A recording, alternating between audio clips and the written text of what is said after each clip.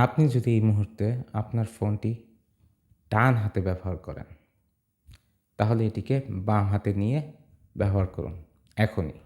এভাবে করলে আপনার মস্তিষ্কের কাছে একটা নতুন সংকেত যাবে যে কিছু একটা আলাদা হচ্ছে। মস্তিষ্ক সতর্ক হয়ে উঠবে। মস্তিষ্ক নতুন নিউরন সংযোগ তৈরি করবে এবং এর ফলে আপনার সৃজনশীলতা বাড়বে। আপনি যখন আপনার অপ্রচলিত হাত ব্যবহার করবেন, তখনই এমনটি হবে। মানে যদি আপনি ডান হাতে লিখেন কিন্তু বাম হাত দিয়ে লেখা শুরু করেন, তাহলে একই ঘটনাটা ঘটবে। আমি যদি ডান হাত দিয়ে ব্রাশ করি কিন্তু বাম হাত দিয়ে ব্রাশ করা শুরু করি, তাহলে আমাদের মস্তিষ্কের শক্তি বাড়বে।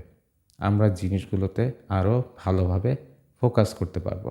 কারণ আমাদের মস্তিষ্ককে একটা চ্যালেঞ্জ দেওয়া হয়, তাই মস্তিষ্ক কিছু একটা আলাদা করার চেষ্টা করে এবং সময় নেয়। যখন আপনি আপনার কমফোর্ট জোনে থাকেন এবং আলাদা কিছু করেন, তখন মস্তিষ্ককে আলাদা কাজ দেওয়া হয় এবং এটি আলাদাভাবে কাজ করে। এখন কমেন্ট বক্সে চেষ্টা করে দেখুন, আপনি যদি ডান হাতে ফোন ধরে আপনার নাম লিখছেন, তাহলে বাম হাতে মোবাইল ধরে আপনার নাম কমেন্টে লিখুন। দেখবেন এই কাজটি আপনার জন্য এতটা সহজ হবে না।